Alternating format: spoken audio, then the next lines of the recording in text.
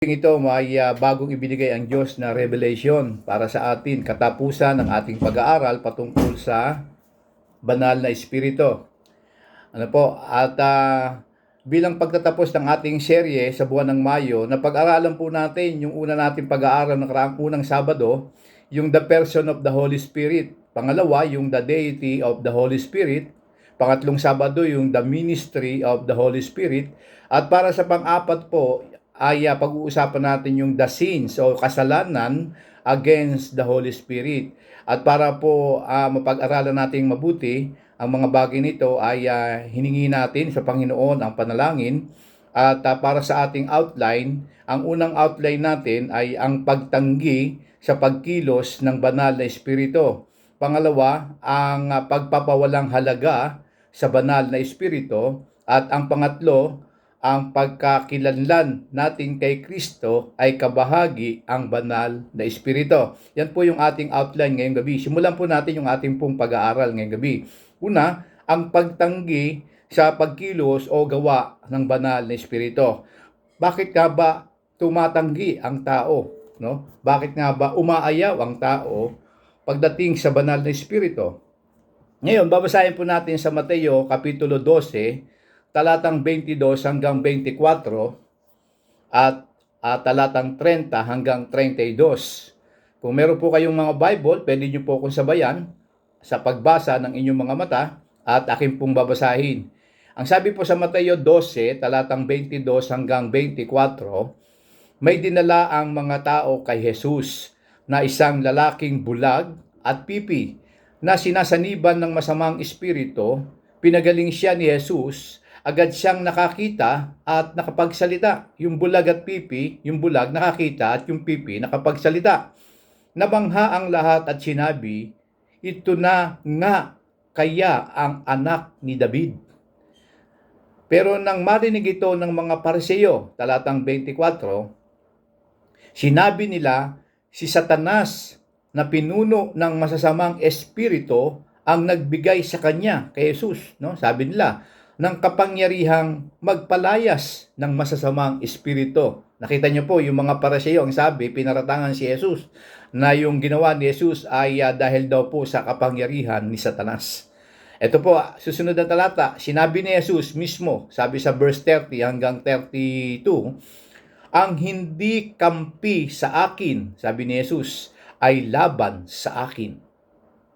Narinig niyo po, ang sabi ng Biblia, ang hindi kampi sa akin ay laban sa akin.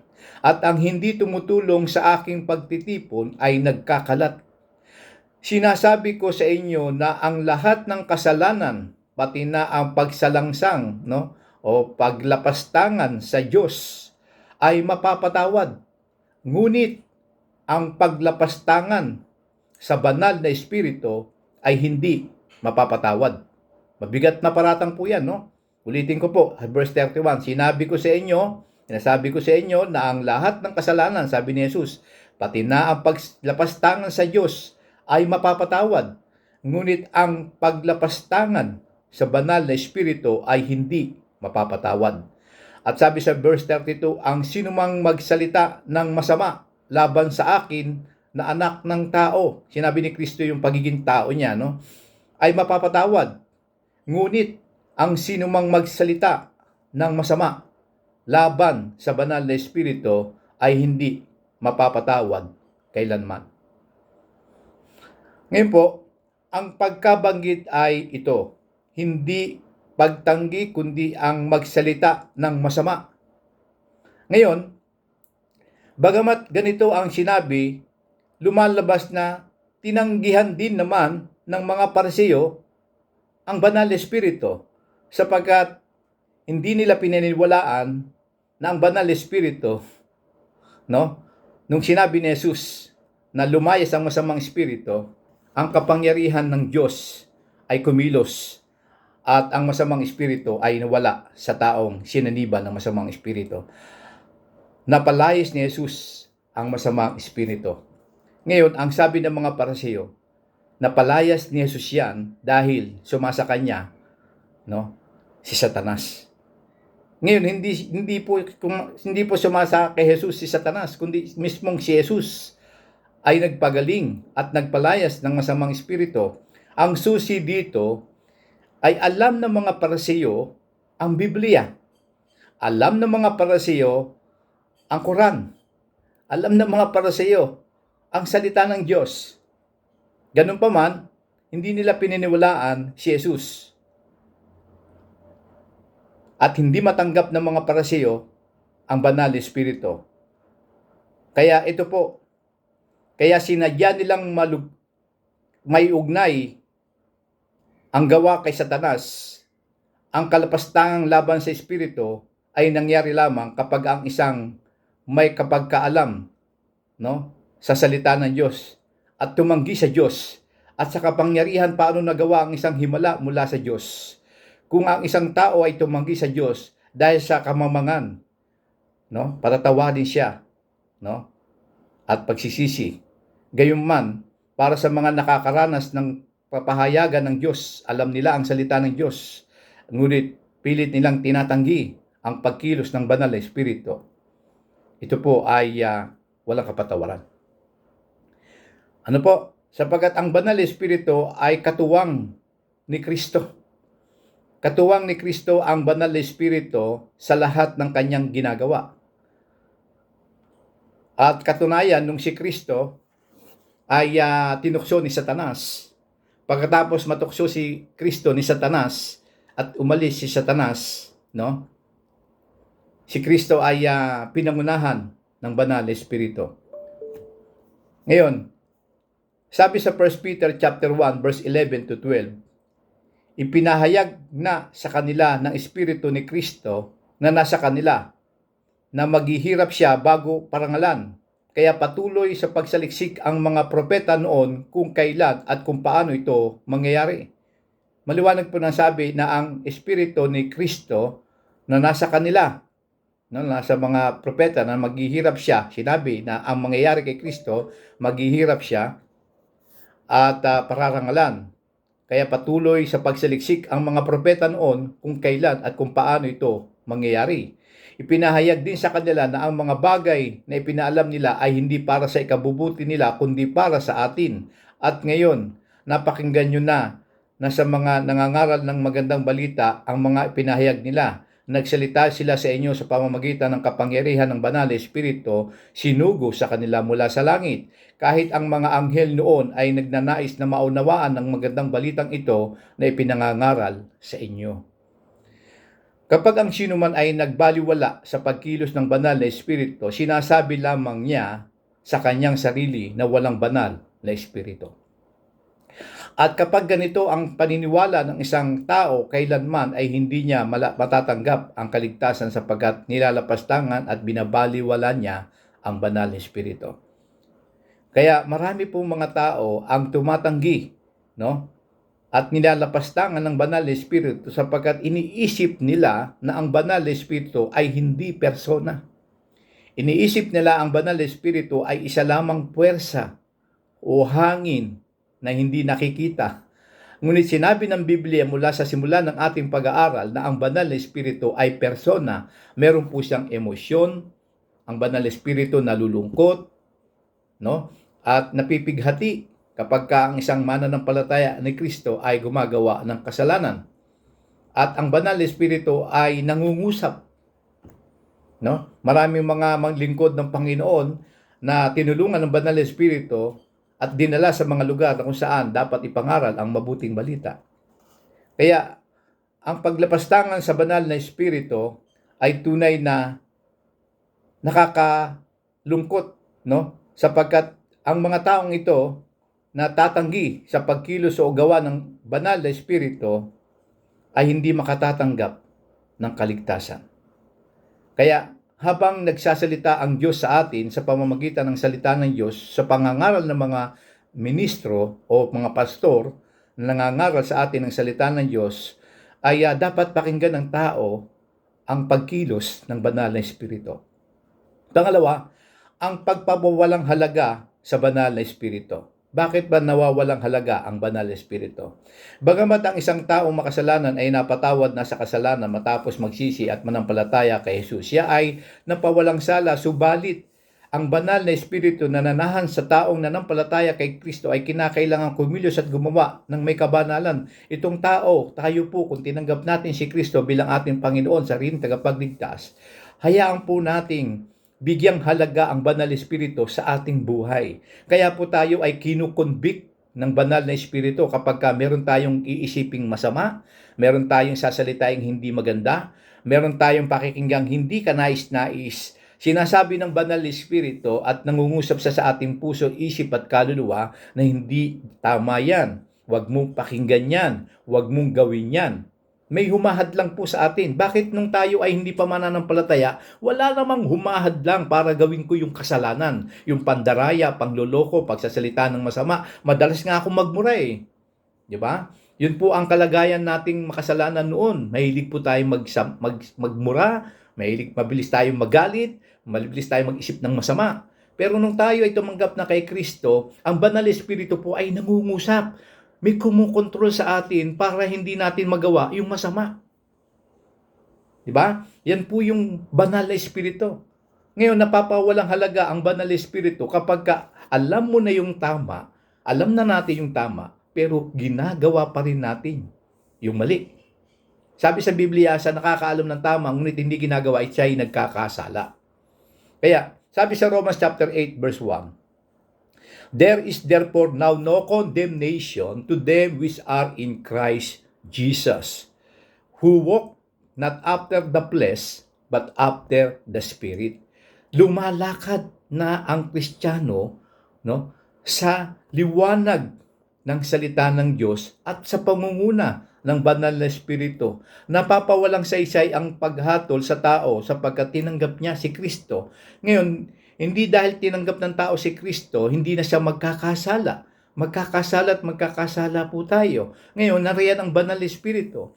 Ang banal na espiritu po ay magtatrabaho para sa atin upang tayo hadlangan sa mali nating mga ginagawa. At kapag tayo po ay hindi sumunod sa gusto ng Diyos, ang banal na espiritu ay nalulungkot, nawawalang halaga. Maliwanag po, kasi sabi sa 2 Corinthians 5:17, ang sino mang na kay Kristo ay isa ng bagong nilalang. Wala na ang dati niyang pagkatao, binago na siya. Ang ibig sabihin, hindi po ang tao ang nagbabago sa kanyang sarili. Ang nagbabago po sa tao ay ang Diyos sa tulong ng banal na espiritu. At sabi sa Romans chapter 8 verse 5, sapagat ang mga taong namumuhay ayon sa kanilang makasalanang pagkatao ay walang ibang iniisip kundi ang nais ng kanilang pagkatao. Pero ang tao namang namumuhay ayon sa banal na espiritu ay walang ibang iniisip kundi ang nais ng banal na espiritu. Maliwanag po ang sabi sa Romans chapter 8 verse 5. Ang nais ng taong na kay Kristo ay yung gusto ng Diyos. Ang nais ng taong wala kay Kristo ay yung nais lang niya. Kaya ang taong wala kay Kristo, sanay gumawa ng masama. Subalit ang taong na kay Kristo, humahuwalay o nahahadlangan ng banal espiritu para wag gawin ang masama. Bilang patunay na kay Kristo tayo, lumakad tayo ayon sa gabay at patnubay ng banal na espiritu. Sabi sa Romans chapter 8 verse 7 to 17. Ito po sabi, Romans chapter 8 verse 7 to 17. Kalaban ng Diyos ang sino mang sumusunod sa nais ng makasalanan niyang pagkatao, dahil ayaw niyang sumunod sa kautusan ng Diyos at talagang hindi niya magawang sumunod. Kaya ang mga taong nabubuhay ayon sa kanilang makasalanang pagkatao ay hindi maaaring kalugdan ng Diyos. Pero hindi na kayo nabubuhay ayon sa makasalanang pagkatao, kundi ayon sa patnubay ng Espiritu Santo. Kung totoong nasa inyo na ang Espiritu ng Diyos, kung wala sa isang tao ang Espiritu ni Kristo, siya ay hindi kay Kristo. Pero dahil nasa inyo na si Kristo, mamatay man ang inyong katawan dahil sa kasalanan. Ngunit bubuhay naman ang inyong espiritu dahil itinuring na kayong matuwid ng Diyos. At dahil nasa inyo na ang espiritu ng Diyos na muling bumuhay kay Hesukristo, siya rin ang magbibigay ng buhay sa inyong katawang may kamatayan.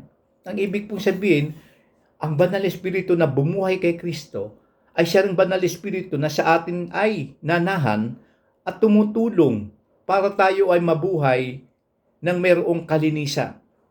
Sabi sa verse 11, at dahil nasa inyo na ang Espiritu ng Diyos na muling bumuhay kay Jesus, siya rin ang magbibigay ng buhay sa inyong katawang may kamatayan.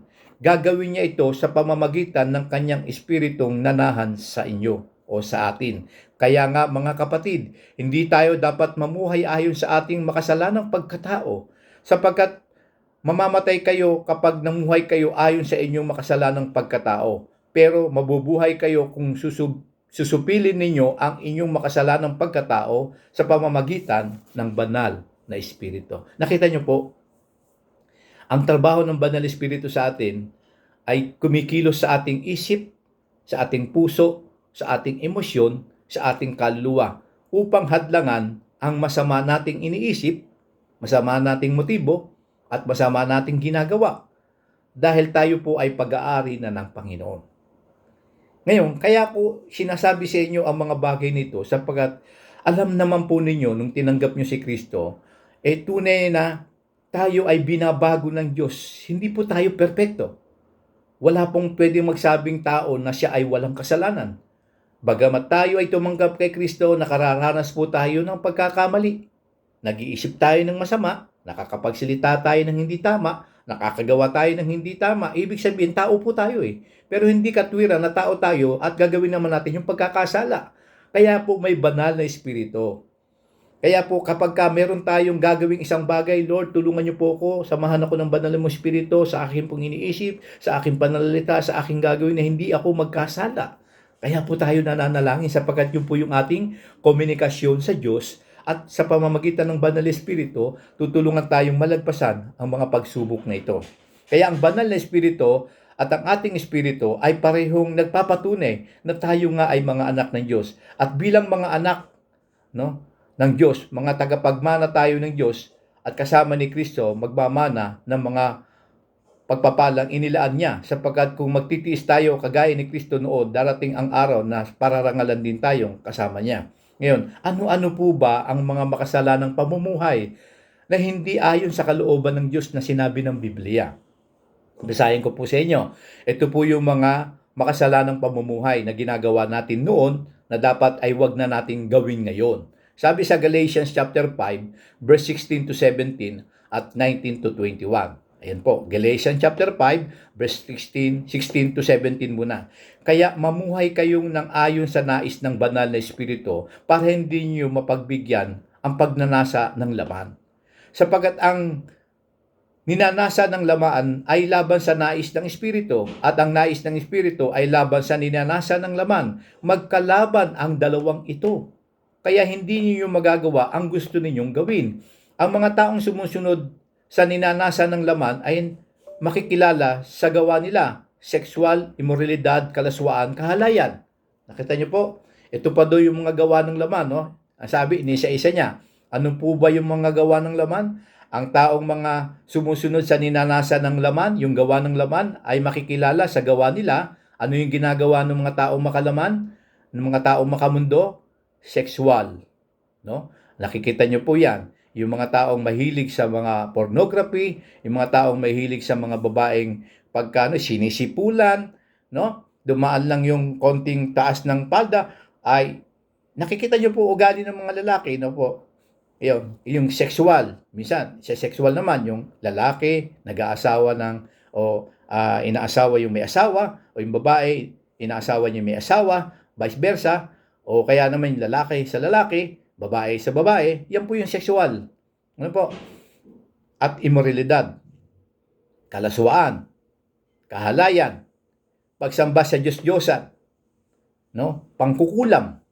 Hindi po sa Diyos yung pangkukulam. Sabi din Biblia, pagkapuot, pag-aaway-away. Kaya kung Kristiyano, dapat hindi nag-aaway. Hindi nagtatalo-talo. Dapat nag-uusap, hindi nag-aaway. Ang problema, si kapatid, nagkautang kay kapatid. Nung nagkakasingilan na, hindi na umati ng church. Nakakapagsalita na ng hindi maganda. Kaya para maiwasan yan, huwag ka na lang magpautang, magbigay ka na lang. At sabihin mo na lang sa kanya, ito lang ang may bibigay ko sa iyo. At least wala kang magiging stress, wala kang magiging disappointment na, naku, hanggang ngayon di pa ako binabayaran. Alisin po natin, sabi nga, huwag kayong magkautang kanino man. Kasi ito po ang dahilan kung bakit nagkakaroon ng pag-aaway-away sa loob ng church. No? O kaya naman naghahati-hati dahil lang sa konting paniniwala na hindi naman dapat pagtalunan. No? Kaya nag-aaway-away. No? Pagiging masakim. No? Magagalitin. No? At yung gumagawa ng pagkakawatak-watak, kasalanan po yan. Ibig sabihin, siya po ang dahilan kung bakit naghiwalay si ganito. Siya po yung dahilan kung bakit nagkawatak-watak tong pamilyang ito. Kumbaga, siya yung promotor. Ano? At paghahati-hati. Ang pagiging mainggitin. Ngayon, kung nakita mo yung tao umasenso, huwag kang magparinig. Sabihin mo na lang, paano ka ba umasenso? Baka pwede mo naman akong turuan. Nang ako din ay pagpalain ng Diyos. Hindi yung nakita mo si kapatid, umasensyo, yabang, akala mo siya lang ang makakaranas ng ganun. Darating din ako dyan. Huwag tayo mainggit. Masama po yun. No? Kung umasensyo siya, dapat lumapit ka sa kanya. No? Sabihin mo, ano ba sikreto mo? Bakit ka umasensyo? Kaya huwag tayo mainggit. May paraan para sa iyo. May oras para sa iyo. Pagpapalain ka ng Diyos. No? Huwag ka lang mainggit. Paglalasing, no? Pagkahilig sa kalayawan, yung mga lalaki, kapag nalulungkot, pupunta sa disco, pupunta sa bar. Pagkatapos nun, ubus na yung pera, hindi pa niya alam na may problema pa rin pala siya. No? Kaya iwasan yun, kalayawan, at iba pang kasamaan. Binabalaan ko kayo, sabi ni Pablo, tulad ng ginawa ko na noon. Ang mga namumuhay ng ganito ay hindi mapapabilang sa kaharian ng Diyos. Nakuha niyo po? Kaya ang banal espiritu ay napapawalang halaga kapag ang mga bagay na sinabi ng Biblia ito ay ginagawa pa din natin. Nababaliwala ang banal espiritu. Kaya ang sabi ng Biblia, ang sino mang na kay Kristo, bago nang nilalang. Yung process po na ginagawa sa atin ng Diyos ay continuous process, sanctification, no? Justification, pinatawad tayo ng Diyos sa ating mga kasalanan, at susunod sanctification, at pinangungunahan tayo ng Diyos na kung nakakita man tayo sa isang kapatid na dating naninigarilyo hanggang ngayon naninigarilyo pa rin, hindi naman natin pwedeng isang i-judge, no? At napagkat dumadaan pa siya sa process ng Panginoon hanggang mawala iyon. No? Ngayon, ang susunod ay glorification. Kailangan sa pagdating ng Panginoon, tayo po'y mapakitaan o makita na tayo ay lumalakad sa kabanalan hanggang dumating ang Panginoon. Glorification. At magkakaroon po ng pagdagit mula sa langit at dadalhin tayo, no, sa tinatawag na kaharian ng Diyos sa rapture. No, hindi pa tayo doon. Nandito pa lang tayo sa sanctification process. Kaya nawawala ng kabuluhan ang banal espiritu kapag ganito po ang nangyayari. Ano po?